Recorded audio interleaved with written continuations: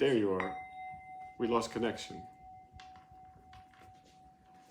Did you find it?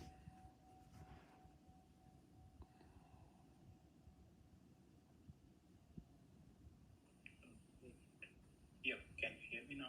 Yes. Talk a little bit louder, please. Yep.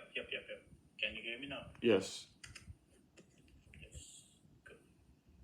Yep, sorry, I don't know why my laptop got No worries. overheated. Anyway, it doesn't matter. Let's talk about fear of success, okay?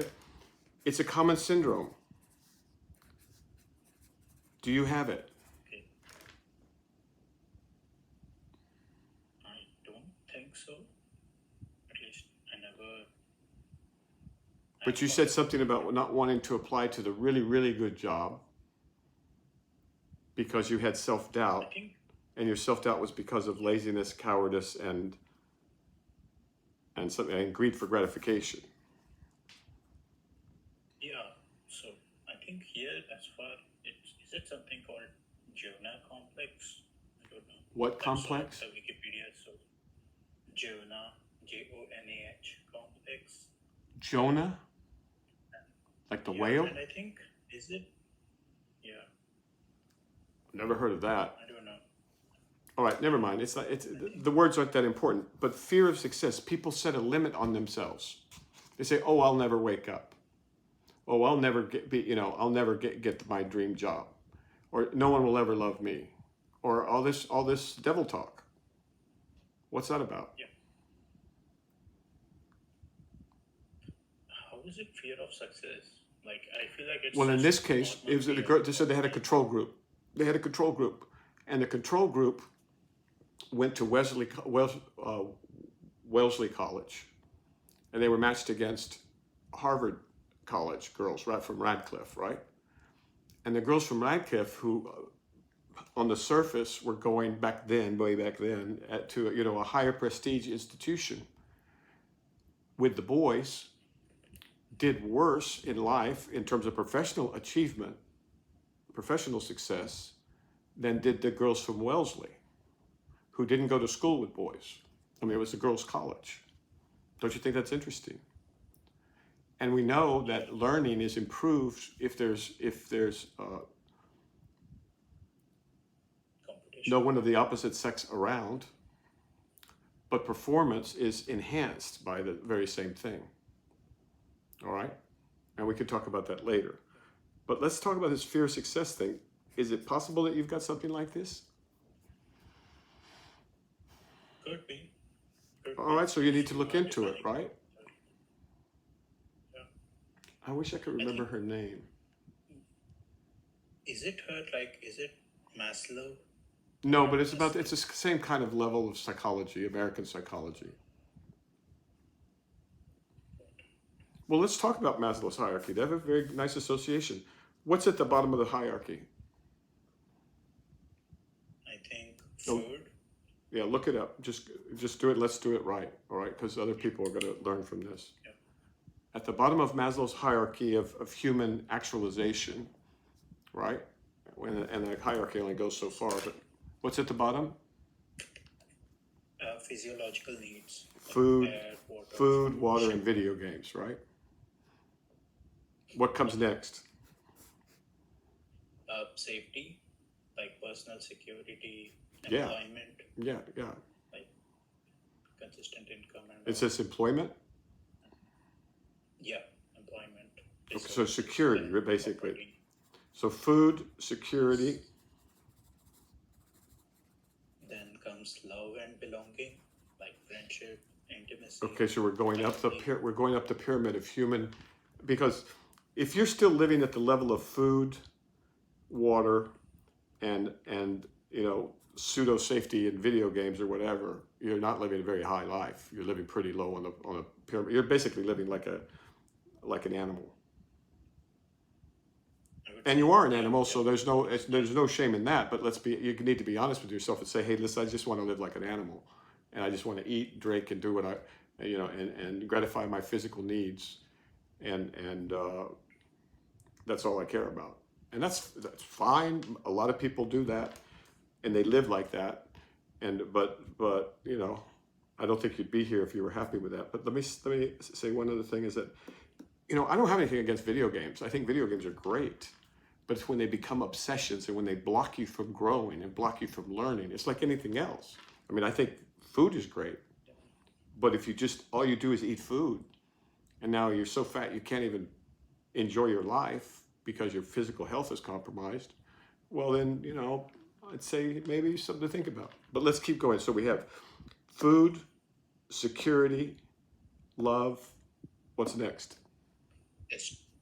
Esteem, and finally self-actualization. Okay, self-actualization. So self-esteem would be the opposite of self-doubt, wouldn't it? Yeah, using basically. Yeah, so you have to evolve up this not pyramid, dark right? magic. Say it again? Yeah. Like trying to not use dark magic words or Yeah, black magic words. devil talk. Don't use devil talk. Okay? And then we get to self-realization? Yeah, self-actualization. I think desire to become the most that one can be. And I think it was later modified because then I think even the psychologists have acknowledged that there's things above self-realization, right? Or self-actualization. But we don't need to discuss that now because we're down here on the bottom. On the bottom two, we're not even in the... I had one question. Like, Good. Wait, stop. Let's hear the question. Question. Yeah, so the question here is, why, is love required to move from safety needs to esteem at all? Like, what if people who are single throughout their life? They suffer usually, unless they're schizoid. It depends on the character structure, the character type. There's some people that are so schizoid, and some people are actually autistic. It's very uncommon, but so autistic they can't have a loving relationship, or they're sociopathic, or they're so narcissistic that they can't really give and receive in a normal way. So if you have a relatively normal character structure, which you do, then you just suffer all your life. I know I have friends like that. It's horrible. It's horrible. And then they get older and older, and it just gets worse and worse. They try different things. They go to prostitutes. They do, they try and build a life for themselves, but they can't because it's just really sad. But again, it's very, very common. Not the prostitutes part, but the unable to love and unable to be loved in that kind of reciprocal way, the kind that matters. And so good. So this is good. So the question for you, my friend, is where do you want to end up on this hierarchy? Because the way you're going now with self-doubt, greed, laziness, what was the other one here? Cowardice. And this other weird thing that we don't know much about called fear of success. And we could get rid of that maybe, but we still have to explain the fact that these some people seem to get in their way because they're afraid to be fully adult. But the reason they may be afraid to be fully adult if they're women is because men don't like that. And that's a horrible situation for women.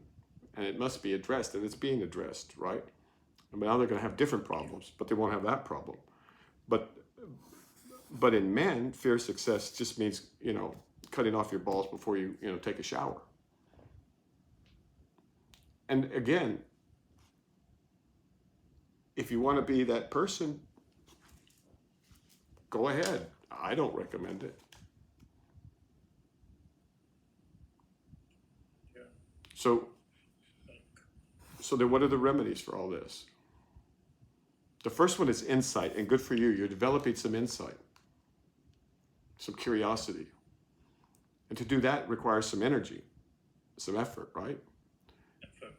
And it's going to require some discipline, right? Yeah. Because you can't just, did you do the thing with the Twinkie on the dresser? Yeah, I did that, and I did that last week. I think I. Okay, let me refresh. Let me describe it. So the idea was, in order to cultivate discipline and not some other things, you were going to put some delicious food on top of a dresser that you walk by every day, right? So now what's the results of that experiment? So last week I just lasted for 2.5 days, and this week I started again. It's been going. Today's the second day, I believe. Okay, I so just hope it keeps going. okay, hope is not a plan. You can just make a decision, But let's go back. So the first time when it lasted 2.5 days, how many times did you walk past it? A lot. I haven't calculated it, but a lot of times. Probably It was right in front of my 20 computer. times, 50 times, Yeah. 100 times in 2.5 I days. would argue Hmm? in 2.5 days, I would argue 50 to 60 times. Okay, 60 times. Yeah. And how many times did you eat it? In that 2.5 days, once. Okay, was that's just a great. method. 60 to 1. That's fantastic. Good. Now, you can either get rid of the problem altogether, just right now, or you can do it again and see if you can get to 100 to 1 or whatever. But you could also say, hey, look, I'm not a little kid. That thing that has no power over me, I can walk right past it and do something else, right? Just don't go get another Twinkie, but you could do other things, eat some fruit or peanuts or whatever, non-bread, something like that. And so good, that's great. 60 to 1. Right? And so, but what devil talk will do is you'll start saying, oh, I failed. I didn't last. And there's some truth to that, 2.5 days. I mean, really. But on the other hand, 60 victories to 1. Right? Now, there's two ways to deal with this going forward. You can either decide once and for all, look, I'm not a mouse, I'm a man. All right? I'm not a sheep, I'm a ram, right? And I'm not a little kid. If I decide this, it's decided. That's discipline, or a form of discipline. And I'm not saying I don't recommend that for everybody because it's pretty rigid, right? That doesn't really go with the way, right? Which is not rigid like that. On the other hand, when it needs to be rigid or firm, the word they use is firm, then you just be firm with yourself. It's like, okay, I've trained dogs all my life. Wonderful, wonderful creatures. And it's very, very hard for them to see a nice piece of delicious meat right there on the floor that somebody dropped from the table. And they will want to eat it badly, and they will eat it until they've been trained. And then I just admire them so much because they'll stop themselves and they'll look at it and you can see them salivating. They're going, "Mm." At first they do that because they're young pups. But then they get older and they're like, I'm a disciplined dog. I'm proud of myself. I have some self-respect. And I'm not going to eat that because I follow my master. Right? And then when the master says, go, the dog jumps over there and he goes, and his tail wags and everything like that. And that's a very good dog, and that's a happy dog, right? And so the difference between a dog and the other dogs that are just like constantly begging, or creating noise or making a big, because no one's loved them enough to teach them how to be domesticated in their life situation, right? And so you have on one hand a happy dog who's like, you love to take him out because he's got self-control. And if you say no, he goes, okay, I don't like it, but I'm going to do it because I'm not the master, right?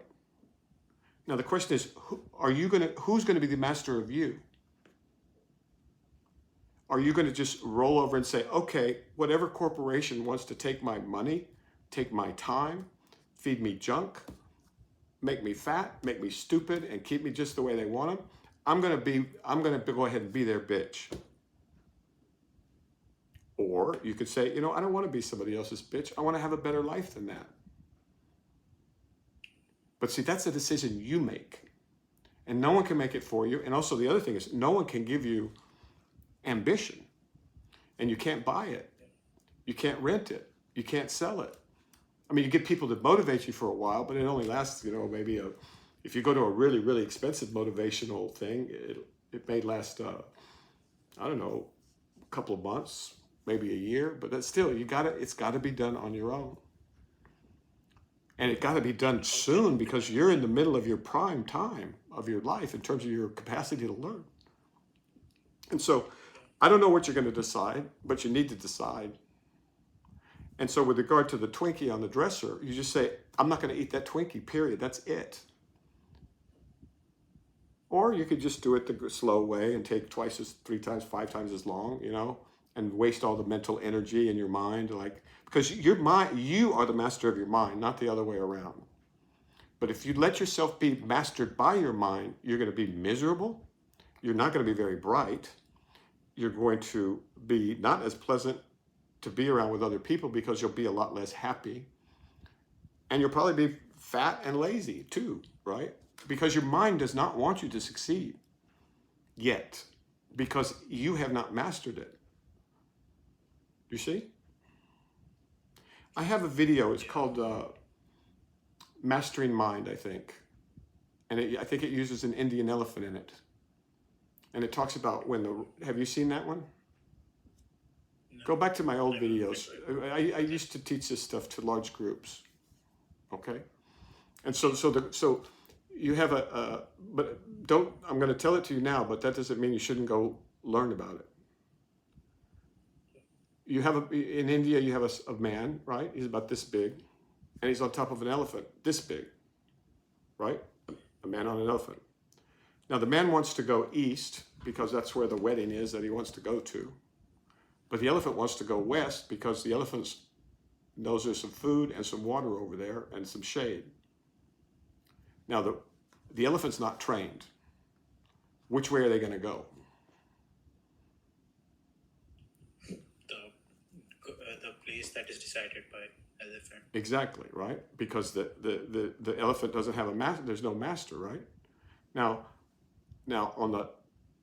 but if the elephant is trained, it will go the way the rider wants it to go. Now that's totally different than what I say in the video. I take it, it's a totally different thing the way I put it there. So look into it, right? Because this constellation of laziness, greed, cowardice, self-doubt, and fear, that's a recipe for misery. That's the name of a song I wrote, Recipe for Misery, back when I was doing country music. And then I love this Maslow's hierarchy thing, because you can actually look and see where you are. And then you can decide for yourself where you want to get. Does that make sense? Any more questions? Yeah. Any more questions? I had one question. I think I was thinking about it a bit. Does nature know that there is nothing to be afraid of from death, yet wants each of its participants to fear it in the hope that they take part in life? I'm sorry, say that again slowly. Yeah, so does nature know that there is nothing to be afraid of from death, yet wants each of its participants, like human or animals or anything, to fear it in the hope that they take part in life? Okay, good question. But it's based on some assumptions. One of them is that nature is like a man. Because here, nature's trying to, if you read it again, do it again, and tell me if it doesn't sound like a man. It's anthropomorphizing. Like nature is, It's anthropomorphizing nature. Nature has a... This is a great question, but the answer to this is to be found in the Tao Te Ching. The book on nature that was written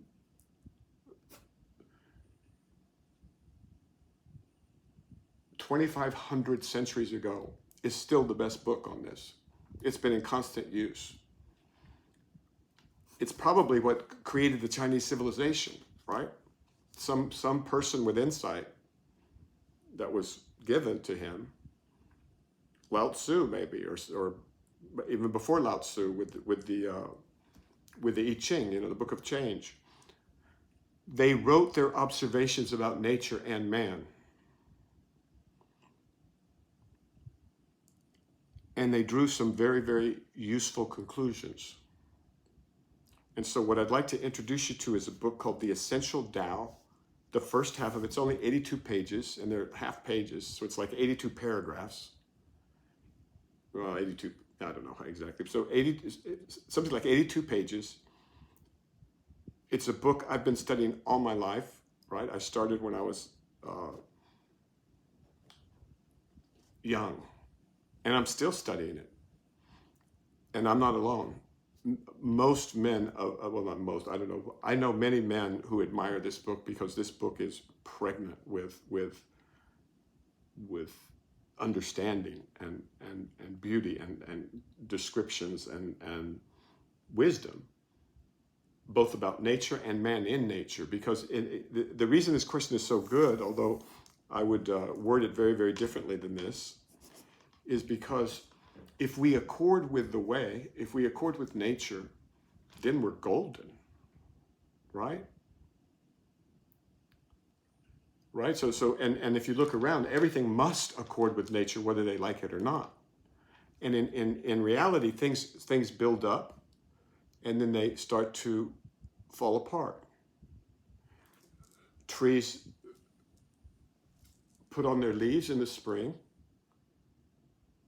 and then in the fall they drop them, right? And that's the natural order of things, right? And anything created will be destroyed, right? And a period of growth is then followed by quiescence, or it's not going to hold.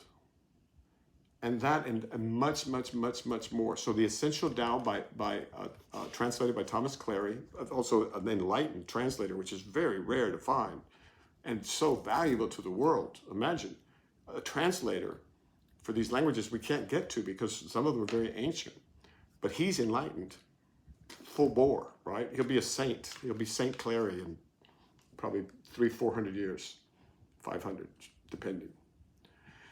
And so, yeah, that's a great question. And the answer to it will be found in that book, or at least the beginnings of the answer will be found in that book.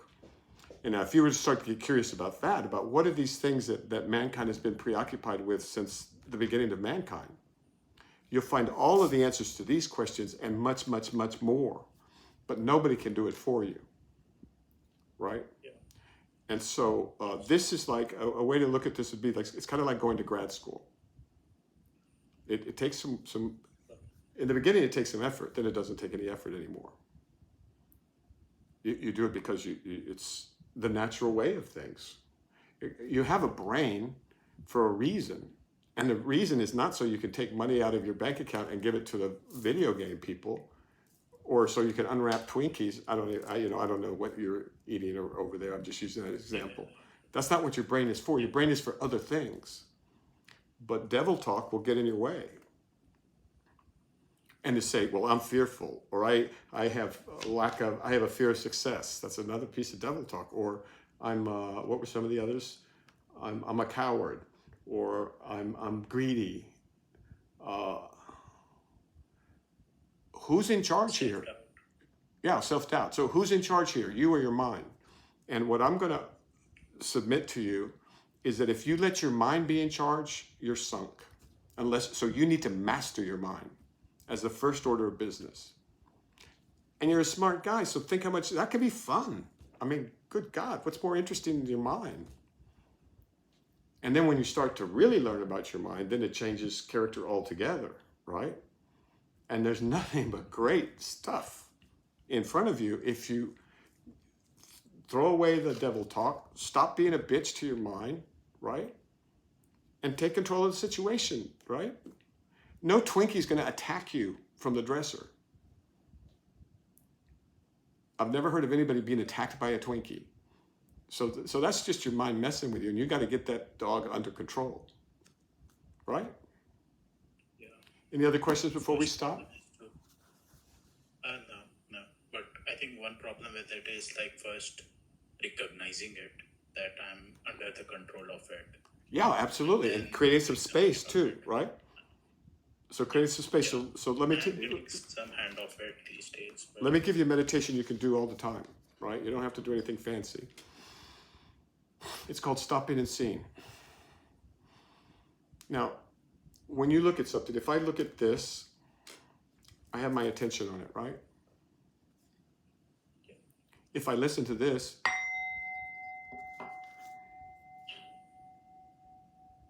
no, that's not a good example.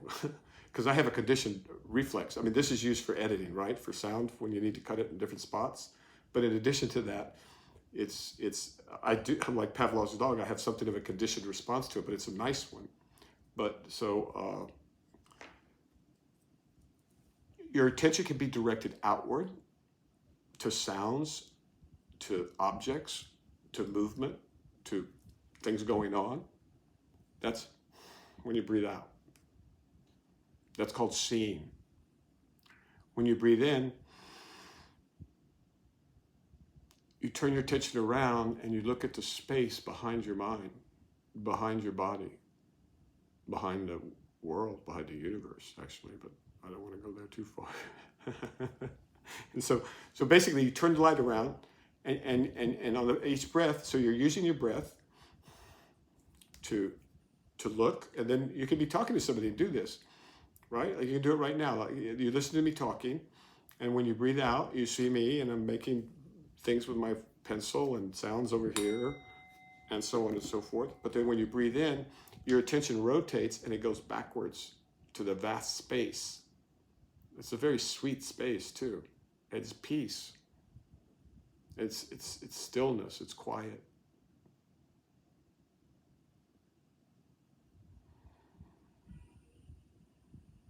It's joyful. Plenty of room back there. And so you just do that. And see, this is the kind of habit, if you build this habit up, you'll have it for life, and you have incredible advantage. Not that that's what you're looking for necessarily, but it just makes everything better, because now there's space between you and your mind. Now, when a thought comes up, it's the same thing, because that's just an object. I mean, a bird is a thought as much as a thought is a thought, right? A bird is just another kind of thought. is it though? Like if you are just seeing it for what it is, What's this? is it a thought? It's I forgot the name. The ringer, A stick. stick, yeah, essentially, yeah. It's a stick you beat someone over the head with, right? That's a thought, but it is what, like, Okay, it's well, then just a tell me what your brain does when it sees this.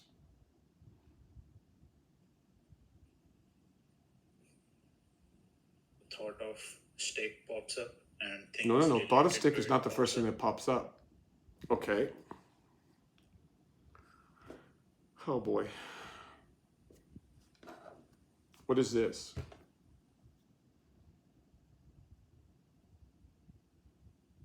An oval white thing, Come on, man. a box It's a kind of pencil thing. sharpener. Oh, I didn't. Actually, it's not any of those things. If I take it apart, it's just pieces of plastic. It's no longer a pencil sharpener, right? And if I use it to ring a bell with, now it's a bell ringer, right? It has no inherent existence. It's made up of different things. And in this case, we're defining it by its function. But when you see it, okay, this is what you need to look into this next, I think, is study what we know. Just, nothing major. You can use Wikipedia for this, I hope, still. But try and understand how your brain sees anything or how it hears anything, and see what's known, right? Because where did this come from? Through years of research in developing things, but it's All right, like now that's a little then some advanced. of it Actually, it's your mind. But that's much later. So find out what a thought is, because these guys are running you like you're a ragged dog. They're running you around all over the place. Oh, I'm good. Oh, I'm bad. Oh, I'm great. Oh, I'm pathetic. Oh, I'm undisciplined. Oh, I'm disciplined. Oh, I'm successful. Oh, I'm a failure. Oh, I got a job. And by the way, congratulations. That's great. But now the chance that what happens now is you lose everything in the victory. You know, the spoils of war are won in the celebration.